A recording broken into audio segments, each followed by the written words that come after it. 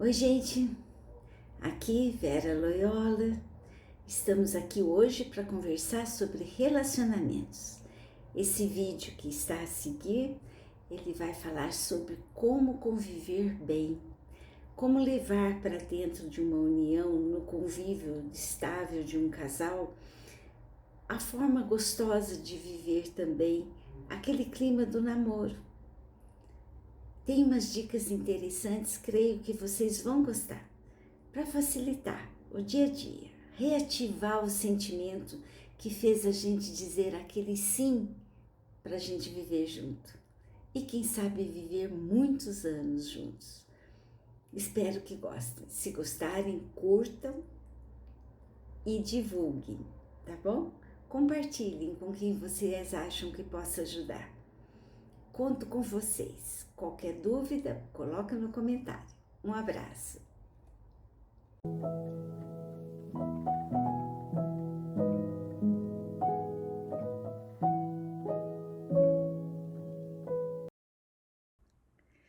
Bom, todo mundo sabe que conviver é uma arte, e é uma arte bem difícil no dia a dia. Temos sempre muita dificuldade de dar espaço para o outro, sair do nosso eixo do ego, né? Onde a gente quer as coisas sempre do nosso jeito, da nossa forma, e as expectativas que levamos para dentro de um relacionamento. Tenho visto na clínica a dificuldade que os casais têm enfrentado em dar esse espaço para o outro, em realmente ter um convívio que abra alegria, que abra troca. Normalmente, as expectativas vão levando os casais a terem sempre a ideia de que o outro deve adivinhar o que pensamos. E esperamos que eles façam as coisas do jeito que nós desejamos. Não tenham dúvida, o aprendizado do conviver é muito complicado. Saímos de um namoro cheio de esperança, sendo que no namoro nós temos mundos separados, e no momento que a gente convida o outro a fazer parte integrante para construirmos um sistema único, um sistema juntos, começamos a entender que a tarefa não é tão simples assim. Vai exigir esforço, sim. Fica aqui uma dica.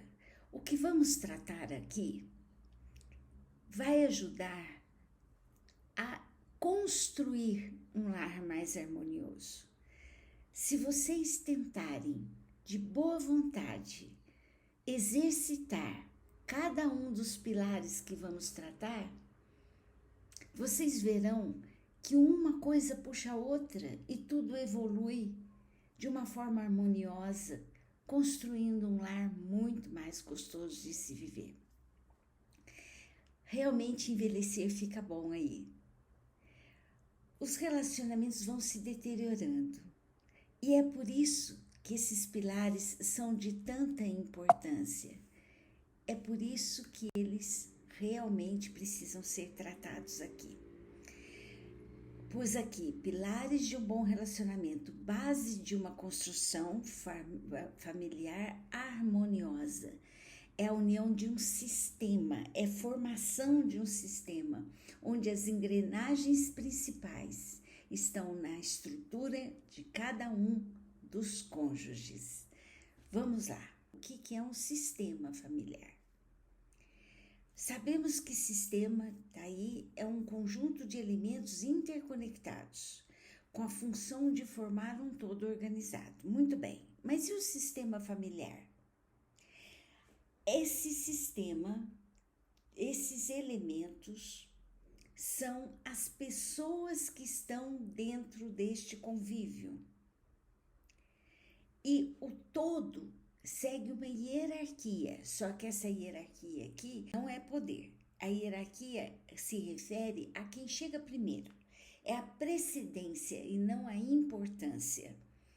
Então, tem os pais, né? Os avós, os pais, os filhos, os netos. Essa é a hierarquia que vamos considerar. Para que esse sistema funcione, cada um precisa estar no seu posto. Eu no meu posto de mãe, eu no meu posto de esposa, aqui do lado do meu companheiro, eu no meu posto de filha, onde tenho atrás os meus pais, considerando que meu companheiro tem atrás dele os pais dele. Pertencimento.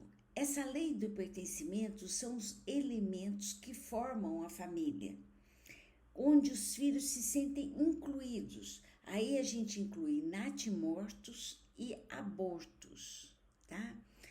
Todo elemento que passa pela família, ainda que não fique, formou o sistema. É uma das engrenagens, é um dos elementos. E não é só o fato de pertencer porque nós nascemos ali, mas o sentimento de se ter valor, de ser uma pessoa, uma parte importante do funcionamento do sistema. Ou seja, ninguém pode se sentir fora desse sistema. Pertencer é fundamental. E o equilíbrio entre as trocas, que é isso? É a relação harmoniosa entre os iguais. Então, são os irmãos, os casais, os sócios, tudo que está na linha igual tem que ter equilíbrio entre as trocas. Espera-se que cada um dê um pouco mais do que acabou recebendo. Então, essa troca é importante. Na minha linha de equilíbrio, de troca, eu tenho aquele que eu escolhi como companheiro. Quando vocês olham para o seu companheiro, para a sua companheira, vocês estão olhando para aquele que faz a mesma linha de dinamismo dentro do sistema, como se fossem engrenagens paralelas, certo? Então, nessa troca tem que haver equilíbrio. O equilíbrio é que tem a interação. Como que a gente interage com o par? Por isso, aqui a gente justifica o que vamos estudar agora. Se entendermos os pilares de um bom relacionamento, esse equilíbrio entre as trocas vai começar a existir. E onde há equilíbrio e ordenação de hierarquia, a fluidez da dinâmica da família é muito mais serena. Porque existe diálogo, existe troca, existe eu dar mais do que recebi, e esse dar mais que recebi gera no outro dar mais do que recebeu, e aí a harmonia vai fluindo e a dinâmica da família vai ficando harmoniosa. Esse é o principal ponto que justifica o estudo que vamos fazer agora. Entramos então no primeiro pilar. Esse pilar é o investimento e cuidado. Vejam, o que é investir? Investir é essencialmente desenvolver autorresponsabilidade, assumir os atos, a sua parte nos relacionamentos. É cuidar daquele que escolhemos para conviver. É cuidar, é valorizar. Eu pus umas frases interessantes aqui. O componente mais importante e desafiador de uma relação feliz não é encontrar a pessoa certa, mas sim cultivar a relação escolhida. Sim, não existe pessoa certa. Na psicologia positiva, a gente costuma dizer que se damos nota 7 para o nosso parceiro, ele está excelente, porque não existe nota 10. E nem nós somos nota 10 para ele. Então, o mais importante é cultivar aquela relação que a gente escolheu. Porque não é no momento que a gente diz, vou viver com você, que a coisa vira um conto de fadas ou a vida se torna mais fácil. Ao contrário, o cultivo é importante. É saber que a gente quer o bem do outro, como queremos o nosso próprio bem. é justamente deixar o ego de lado. Não é o amor que sustenta o relacionamento, é o modo de se relacionar que sustenta o amor.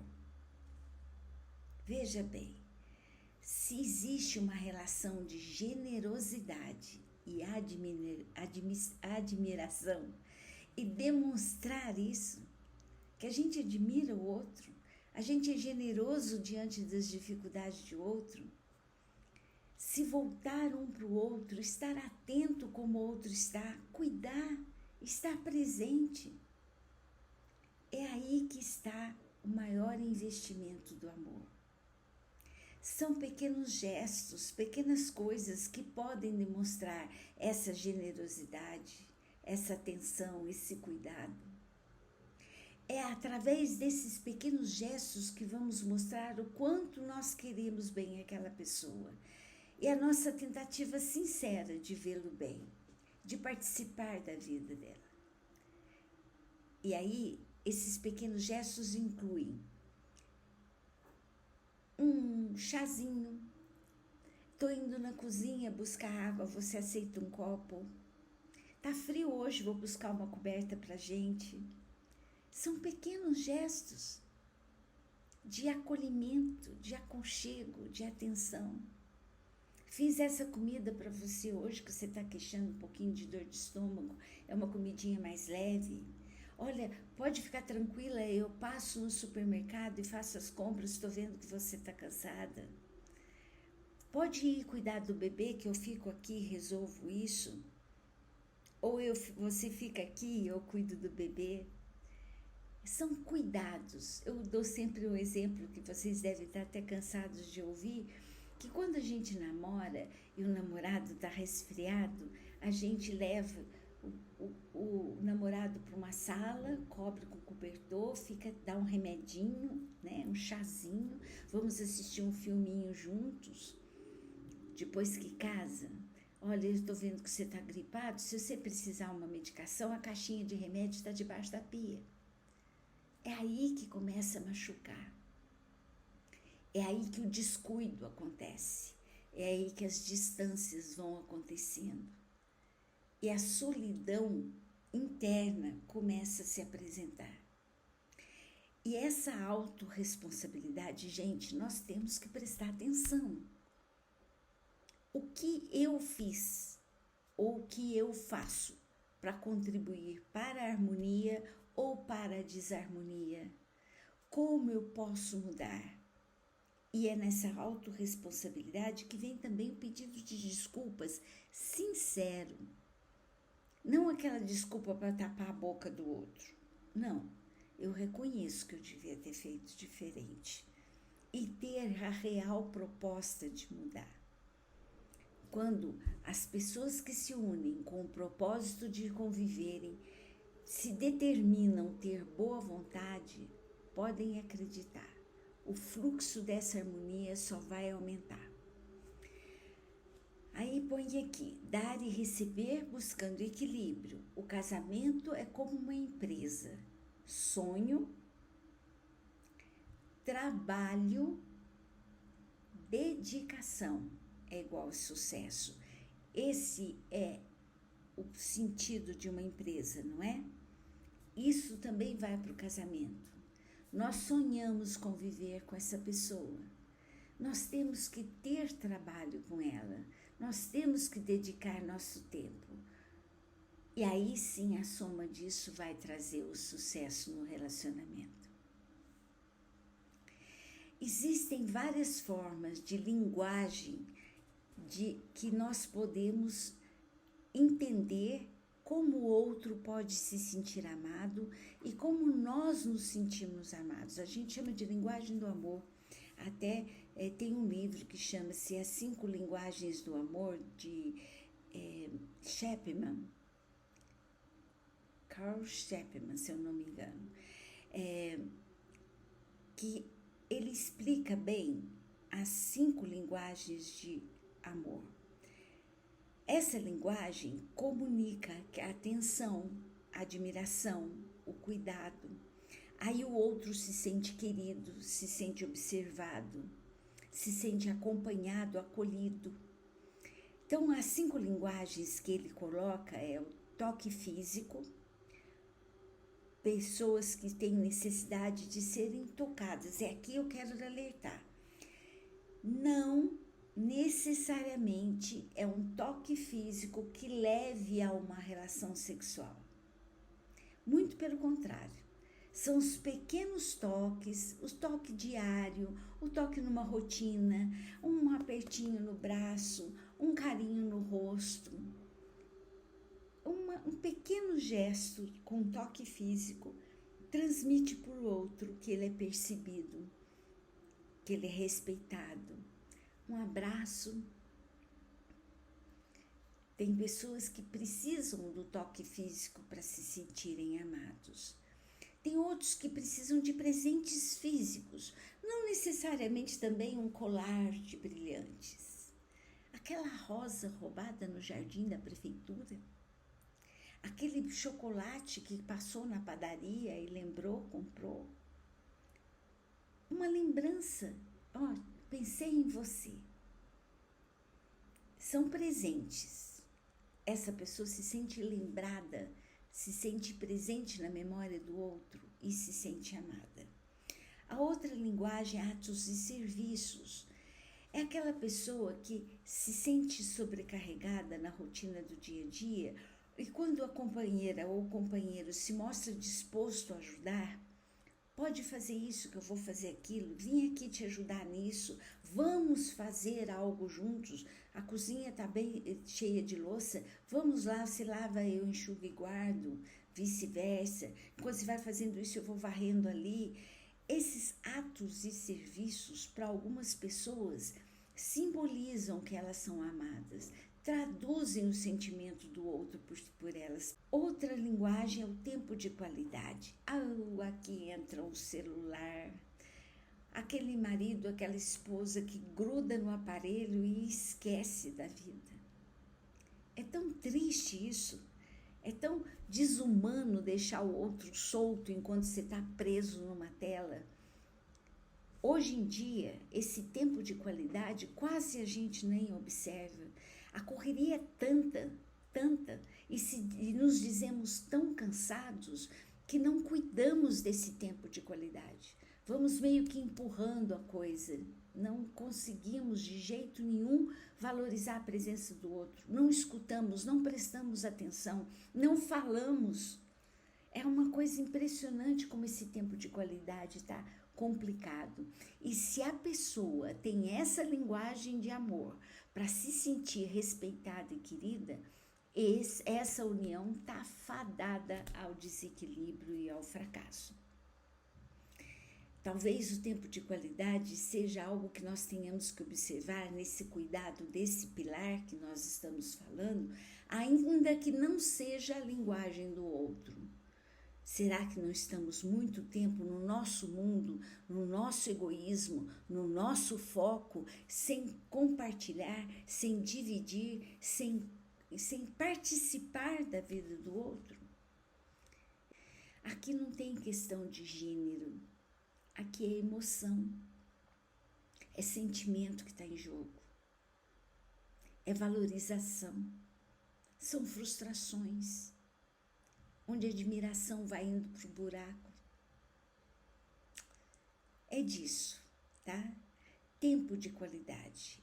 E a última linguagem do amor, citada nesse livro, são as palavras de admiração. É o elogio, é o reconhecimento, mas não é aquele elogio assim, você está bonita, olha como você ficou bem com essa roupa. Não é isso. É isso além de, puxa, admiro tua inteligência. Nossa, você está com uma paciência nesse trânsito, estou gostando de ver. Por isso que eu gosto de você. Você fala as coisas com muita sabedoria. Nossa, como é importante isso que você acabou de dizer. Entenderam? É o valor da pessoa que está em jogo. Vamos para o próximo pilar. Foco no positivo. Bom, é preciso que a gente comece a olhar aquele que está do nosso lado, aquela pessoa que escolhemos, naquilo que funciona, no que é positivo. Aquelas palavras de afirmação cabem bem aqui também. Valorizar também os bons momentos. Quando a gente está perto de uma pessoa que está frustrada no casamento ou na união, ela fala mal da companheira, do companheiro. Ela fala mal. Ah, ele faz isso. Ah, mas ela não tem paciência. Hoje você estava azeda. Vai ver que está de TPM, né? Não. Aprecie o outro. O que ele faz, o que ela faz de positivo. E agradecer com clareza. Cultivar hábitos positivos, como jantar juntos, viajar, dizer que ama. Valoriza o positivo, ponha foco naquilo que é bom, em vez de ficar pondo foco naquilo que não é bom. E valorize com clareza. Nossa, tá tão gostoso aqui hoje batendo esse papo com você. Nós estamos conversando com uma calma tão gostosa. Era isso que eu sempre sonhei na nossa união. É isso. Valorizar, deixar claro o que é bom. Aqui eu coloquei algumas frases e umas questões importantes para a gente olhar. A força do hábito desenvolve o amor. O amor jovem é pouco seguro de si, se fortifica com o uso. É na dinâmica do dia a dia, na rotina do dia a dia, que a gente fortifica o amor. Alimente o bem e com o tempo ele se tornará sólido. E aqui eu coloquei o que a gente chama de conta corrente comercial. É onde o crédito e o débito acontece quando uma pessoa na dinâmica de convívio com a outra tem uma reserva de positividade, uma poupança emocional.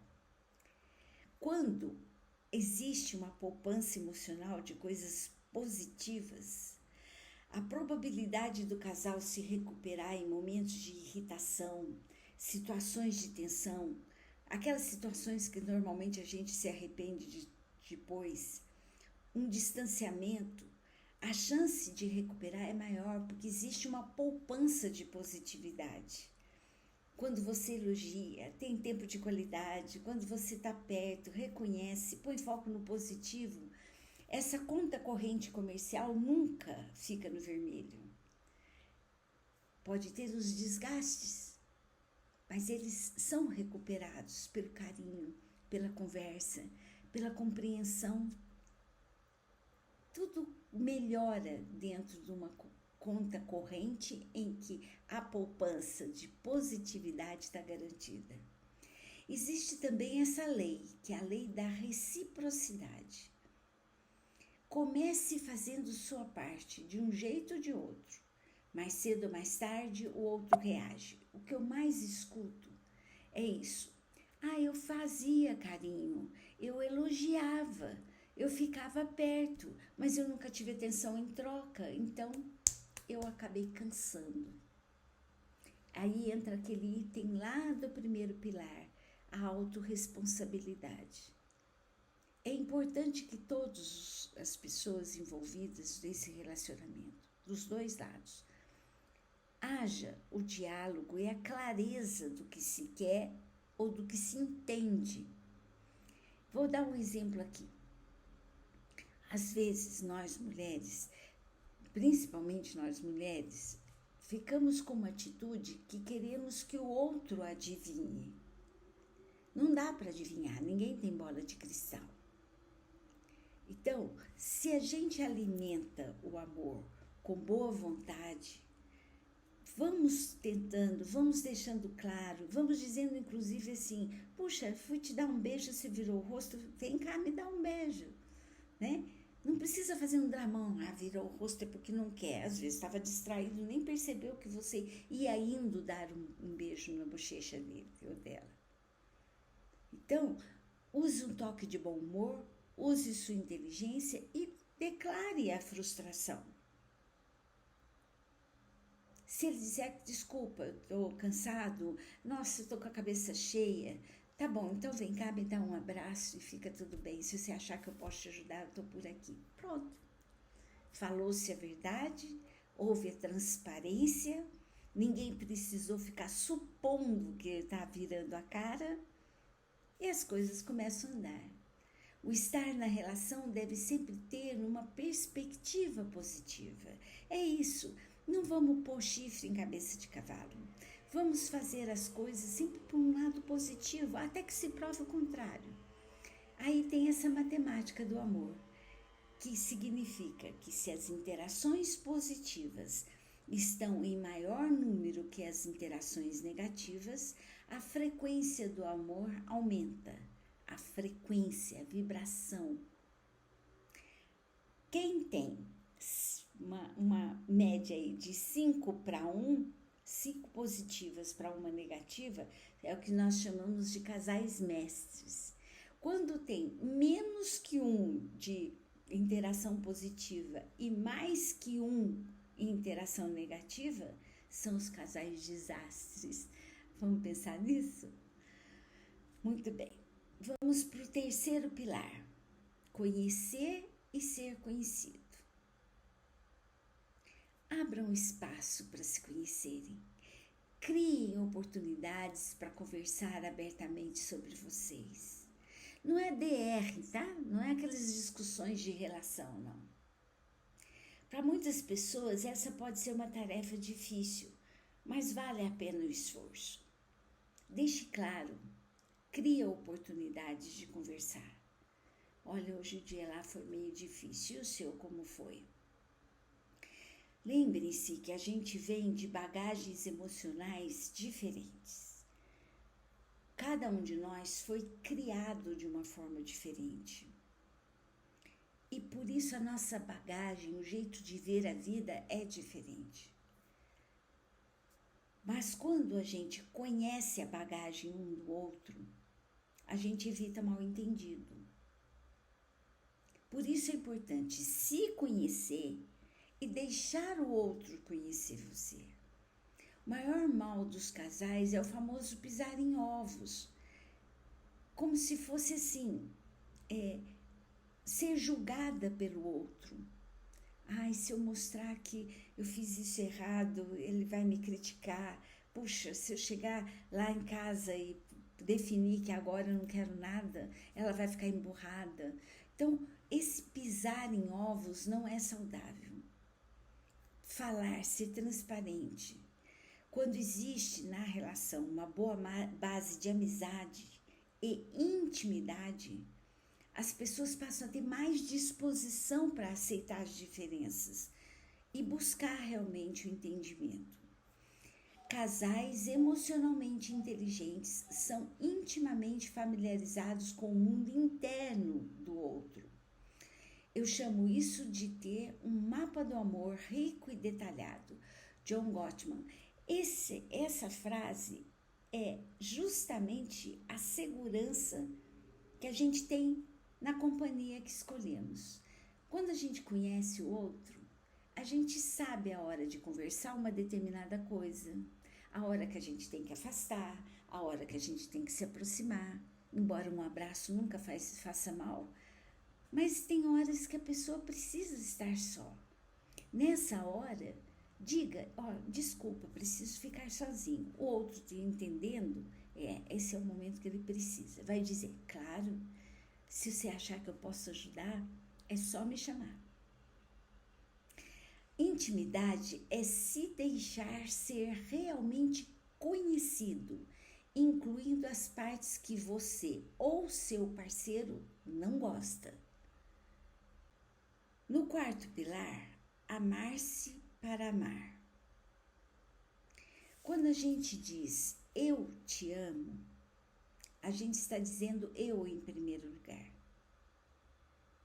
Nós temos 3 níveis de autoestima. A autoestima dependente, que é aquela da criança petitinha, né? Que ela está o tempo todo avaliando se a gente está entendendo, se a gente não está entendendo, né? E aí ela quer se colocar. A independente é aquele conceito interior e exterior. Ela precisa do outro e também avalia a si próprio. Busca um equilíbrio aí. Então, eu confio no que eu estou pensando, mas eu escuto o outro. Eu entendo o outro, avalio o que eu penso. Me firmo no que eu penso ou mudo o que eu penso. Então, essa é uma autoestima independente.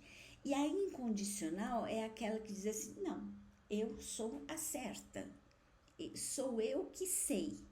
E a gente sabe que a maior razão das brigas de casal é que querem ter razão. Cada um quer estar mais certo que o outro. E essa é uma autoestima incondicional que não deixa o outro fazer parte da sua história. Tem que ser do meu jeito, né? Aparece os 5 As do David Rico, que são as necessidades de emoções básicas. Essas emoções básicas é importante entender para poder alinhar o quanto o outro pode precisar da gente. Atenção, sentir que a pessoa tem um real interesse sobre a gente, no que a gente gosta e no que a gente não gosta. O que te inspira, te motiva sem ser intrusivo. Então, dá atenção, se interessa, mas não invade seu território. A pessoa se sente escutada, percebida pelo outro. A de aceitação. Sentir que a pessoa compreende de forma genuína seus interesses, seus desejos, atividades e preferências, como elas são de verdade, sem tentar alterar. Por exemplo, a esposa diz, ou o esposo diz, todo domingo de manhã eu quero ir jogar beach tênis com meus amigos. É uma necessidade que essa pessoa tem de fazer o exercício físico e estar com os amigos. Quando a pessoa aceita, ela entende, ela não cria drama em cima disso. Dá o espaço. Aí é dar e receber sempre, tá? E tentar encaixar, por exemplo, tudo bem, você volta para almoçar com a gente? Posso esperar você para almoçar? E vai do compromisso lá do primeiro pilar de responsabilidade de cumprir o combinado. Mas você não vai alterar a necessidade do beach tênis. E nem esse beach tênis tem que existir todo domingo, o tempo todo, a vida toda, todas as vezes. Não. Existe uma aquiescência dos dois lados, uma flexibilidade dos dois lados. A afetividade, ela vem da expressão do afeto, do carinho, do conforto físico, da compreensão do que o outro está sentindo. Isso transmite afeto. E aí entra também as 5 linguagens do amor. A apreciação. A apreciação é o apoio e gratidão pelo que somos, como somos. Então, quando a gente escolhe uma pessoa para fazer parte da nossa vida, é porque apreciamos algo nessa pessoa, ou várias coisas dessa pessoa, que vai fazer valer a pena a gente estar junto. Então, essa apreciação tem que continuar dentro da relação de forma clara. Então, aquele foco no positivo, entra aqui a apreciação, como uma emoção básica. E o Halloween é a permissão. Quando você está permitindo, a pessoa tem a sensação de que ela pode ser o que ela é. A gente se sentir segura de expressar o que sente, mesmo que seja algo que não seja inteiramente aceitável pelo esposo ou pelo social, ou bonito até de se mostrar. Mas quando a gente sente que aquela pessoa, que é a mais importante na nossa vida, nos permite ser, essa emoção básica está abastecida. E isso é troca. Eu faço para mim eu faço para o outro faz para mim e faz para si mesmo. Tudo com transparência, um jogo aberto. O quinto pilar é a comunicação autêntica. É aqui que eu estava falando que nós mulheres temos uma atitude. O Augusto Cury fala essa frase: emburrar-se é um comportamento desastroso, desinteligente e ineficiente. É exatamente isso, né? A gente emburra, torna-se burro, né? E a gente quer que o outro fale, entenda, nos oriente, nos admire e nos respeite totalmente, né? Precisa falar e precisa ouvir. A gente não sabe que o silêncio do outro não tem a ver com a gente ou tem a ver com a gente. Então, aprender a falar e ouvir, porque ninguém é adivinho. Sobre saber falar, fale como gostaria de ouvir. Isso é fundamental. Sobre saber ouvir, contato visual. Não faça outra coisa enquanto escuta. Preste atenção aos sentimentos. Observe a linguagem não verbal e não interrompa. Isso é saber ouvir. Saber ouvir com o celular na mão? Ah, tô te ouvindo, pode continuar. Não, não, não, não. Nem para o companheiro, nem para filho, nem para patrão, nem para empregado, não. Ouvir é um ato de amor ao próximo. Tem que parar, tem que prestar atenção, tá? E tem que observar, inclusive, essa linguagem não verbal. Porque às vezes a pessoa está falando de uma forma, tentando aliviar as tensões, mas ela está nitidamente tensa. Com vontade de chorar, inclusive. Se você está ouvindo com atenção, você vai perceber que tem mais coisas nas entrelinhas. E cuidado com as interações negativas, críticas, troca a crítica por um gesto gentil, por falar com gentileza ao falar do jeito que gostaria de ouvir. Outra atitude negativa é a atitude defensiva.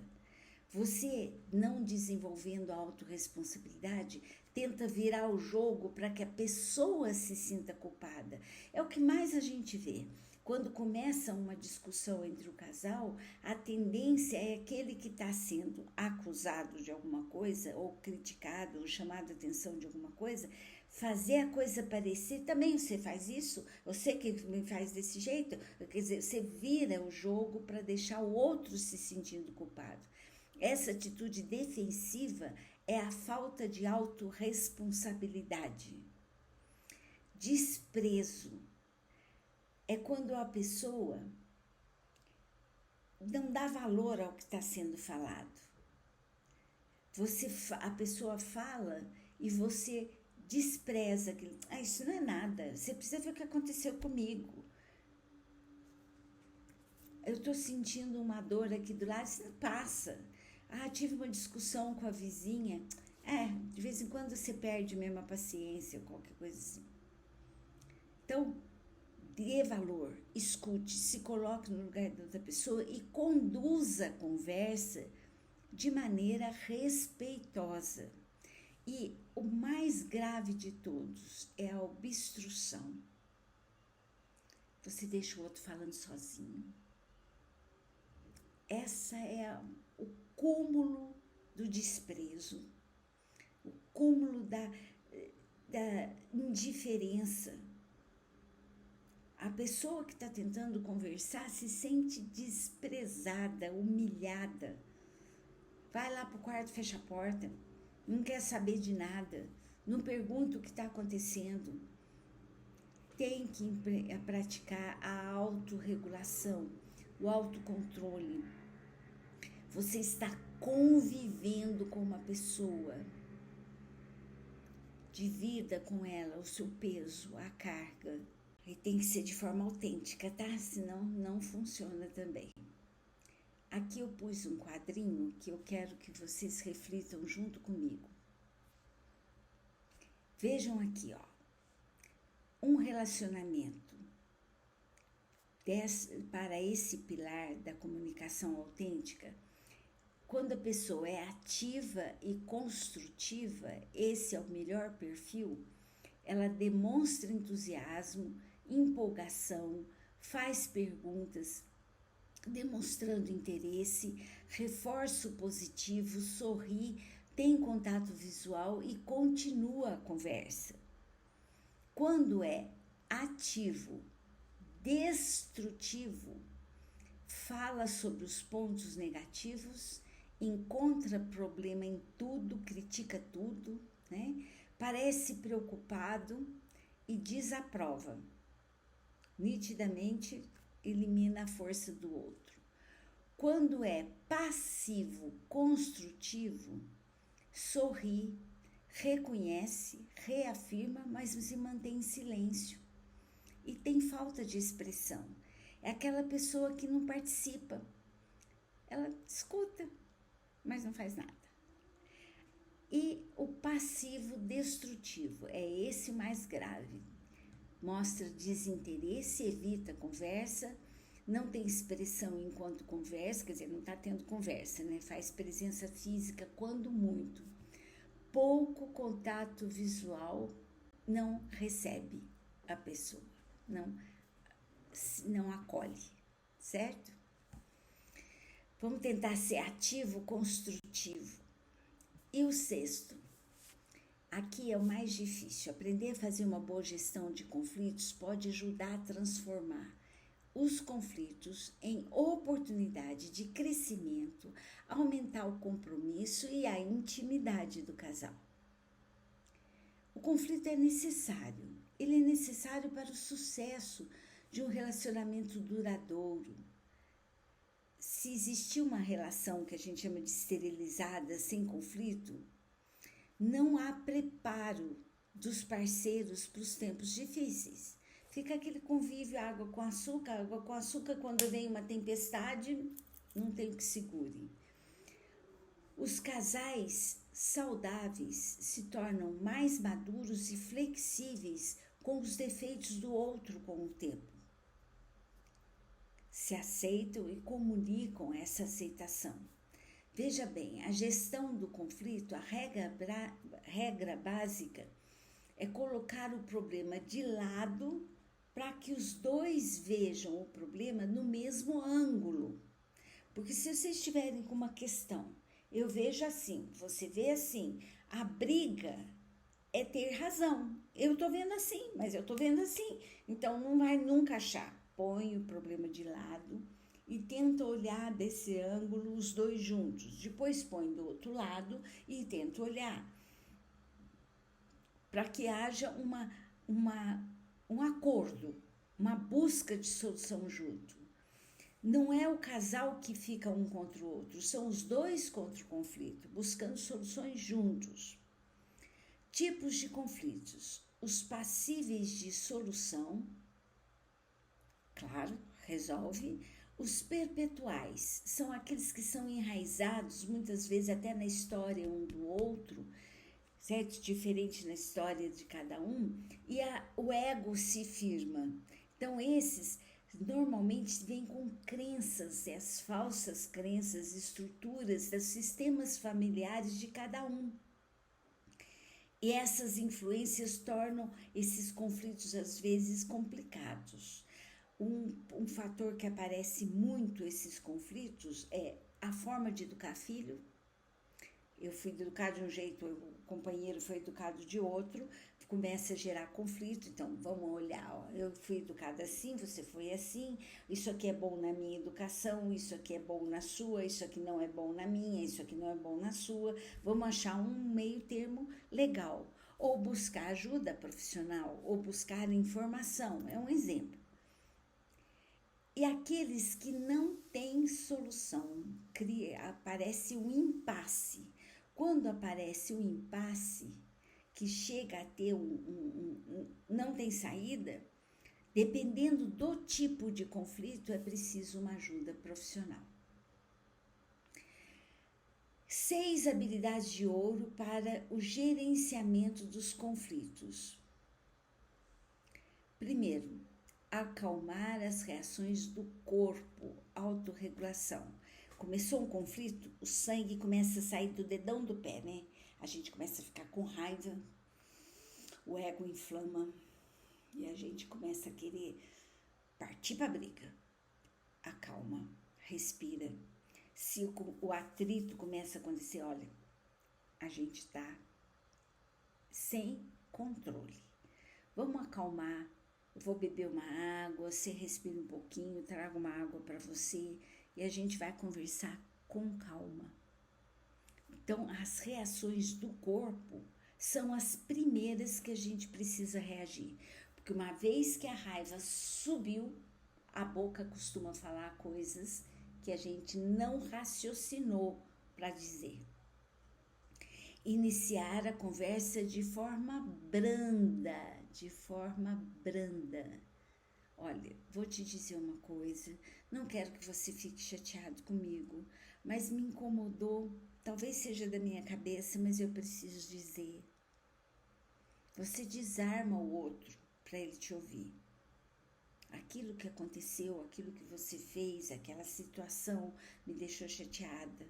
Olha, eu preciso te dizer uma coisa, eu tô achando que eu posso estar até fazendo um drama, mas eu preciso saber a tua opinião sobre isso. Olha, eu vou dizer uma coisa, eu fiz algo que eu sei que você vai ficar meio chateado comigo, mas eu te peço que compreenda e aí conta. Comece de forma branda, tenta desarmar o clima primeiro. Repare, peça desculpas. Se errou, pede desculpas. Qual o problema de pedir desculpas? Escutar os sentimentos e os desejos implícitos do parceiro por trás da questão. Às vezes, a pessoa está reclamando de cansaço, reclamando do excesso de serviço, mas ela está querendo dizer para você que ela não se sente amada, que ela não se sente respeitada. A linguagem dela pode ser atos e serviços. Então, não é tanto cansaço, porque eu escuto muito isso, né? A mulher chega do trabalho e ainda tem o trabalho de casa. O marido chega do trabalho e vai para a TV. Então, a forma da mulher, às vezes, trazer o marido para a cooperação é reclamando. Então, se houvesse uma atitude espontânea, seria melhor. Não havendo, precisa se conversar. É um motivo de um conflito. Mas não precisa chegar a ser um conflito se tiver uma linguagem branda para a gente colocar e não querer que o outro adivinhe. Aceitar a influência do outro sobre você. Desarma, pombas. Às vezes o caso é que a pessoa tem razão, certo? Desarma. Aceita. Foi você que escolheu estar ali. Ninguém te obrigou a ficar com essa pessoa. Então deixa ela dar opinião. Quem sabe a opinião dela realmente é melhor. E se não for, vamos conversando. Mas aceita que o outro está ali também com vontade de acertar, certo? E buscar o acordo, no final das contas. O 7º. Bom, o que é propósito e o que é projeto? Propósito é aquilo que dá sentido à vida. É um pra quê.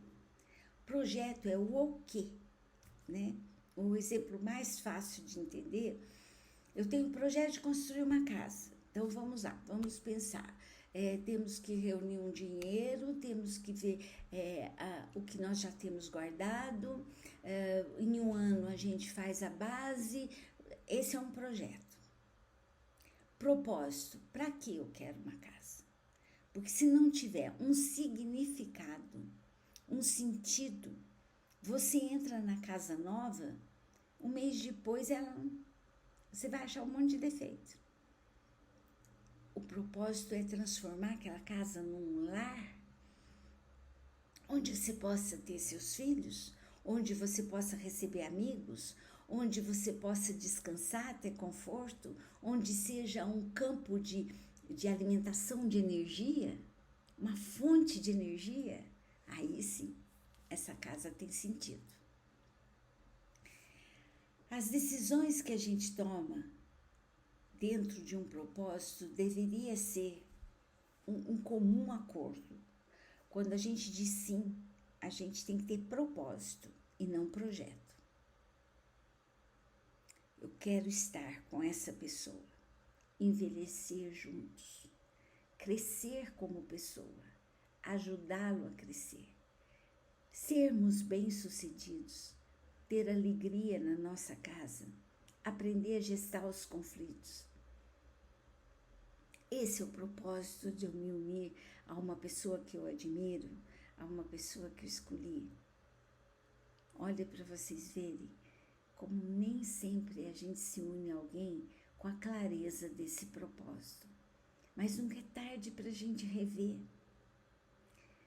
Quando eu me casei e fui levar o álbum de fotos para minha avó ver, eu não me esqueço que ela folheou as fotos, estávamos eu e meu esposo juntos, e ela falou assim, lindo, lindo, essas fotos estão lindas. Quando as tempestades vierem, abram esse álbum para vocês se lembrarem do motivo que fez vocês ficarem juntos. Foi a maior lição que eu já tive, o melhor dos conselhos que eu já tive. E realmente ajuda. Experiência própria. Casais inteligentes são sócios dos seus sonhos e projetos e não competidores. O sucesso de um é o júbilo do outro. Não é para ter competitividade dentro de casa. Hoje em dia, então, que a mulher também está no mercado de trabalho, é raro, mas pode acontecer de que a mulher consiga receber mais dinheiro do que o marido. Isso não quer dizer inferioridade ou superioridade. É para os dois. O propósito é para os dois. Não tem que ficar na ponta do lápis, eu paguei isso, eu paguei aquilo, você pagou aquele outro. Não. É nosso. É pra gente. O sucesso de um é o júbilo do outro. A pátria deles é o amor e o partido deles é formar mentes livres e saudáveis emocionalmente. Do Augusto Cury também. Como? Rituais de conexão. É esses momentos em que a gente senta, conversa, analisa os diferentes pontos, sem medo, sem pisar em ovos, certo? Pode criar pequenos rituais, uma vez por mês, sentar para fechar o caixa da casa, ver onde pode economizar. Uma vez por mês irem ao cinema. E uma vez por mês pensar em programar uma viagem de maior porte. Receber amigos, descansar. São rituais que vocês vão conectando para formatar projetos alimentando o propósito. Dividindo metas em comum. Então, a casa, o projeto de construção de uma casa tem que ter metas em comum. Não pode ser só um economizando. Os dois têm que economizar. Os dois têm que dar sugestão do piso, do chão, da lâmpada que vai colocar. Todos os pequenos passos para se atingir um projeto, que são as metas, têm que ser trabalhadas em comum, dando suporte e apoio aos papéis que cada um desempenha na vida. Então, existe confluência, o mesmo papel, a mesma função em papéis diferentes, tem que ter cooperação. Então, apoio aos papéis que cada um desempenha. O que é isso? Se nesse momento eu estou sendo papel de cozinheira, a minha ajuda pode vir picar cebola. Se é papel de lavador de carro, eu posso ir lá ajudar a lavar o carro, certo? Então, nos papéis que cada um desempenha, é preciso dar esse apoio, e apoio físico, atuante de ação, e o apoio moral também. Se no trabalho existe uma dificuldade com o gerente ou com o subordinado, sentar e dar ideias, sugestões de como isso pode melhorar, procurar informações que cooperem com o parceiro, tudo isso faz parte desse suporte. compartilhando valores e crenças importantes, tais como o real significado de família e lar para os dois. Você pode ter um papel, uma criação, o teu companheiro um papel, uma criação, mas tem que compartilhar esses valores, adaptar as crenças, para que haja significado naquilo que vocês estão querendo fazer juntos. Senão fica caminhando para um lado, outro caminhando para o outro, não fica no momento que vai romper, certo? Agora, nós vamos para um pilar, que é o 8º fora dessa sequência de comportamentos, mas que, a meu ver, é o pilar mais importante de todos.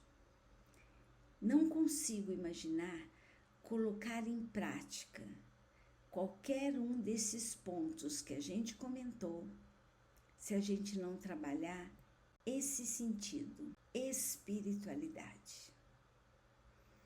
Esse, para mim, é o item mais importante. Talvez sim o mais importante de todos. Sem a conexão com a espiritualidade, não conseguimos trazer sentido para a nossa vida, muito menos para a relação. Aqui nós não estamos falando de religião, tá, gente? Cada um tem seu estilo de fé, seu caminho, suas crenças religiosas. Não é disso que eu estou falando. Eu estou falando do sentido da espiritualidade, quando colocamos em prática, de verdade, os conceitos que aprendemos nas diferentes formas filosóficas e religiosas de ver a vida. A rotina vai imperando, as mágoas vão acumulando, a impaciência vai se manifestando. A espiritualidade brota quando a gente começa a responder perguntas como: para que eu estou com essa pessoa? Por que passamos por tudo isso juntos?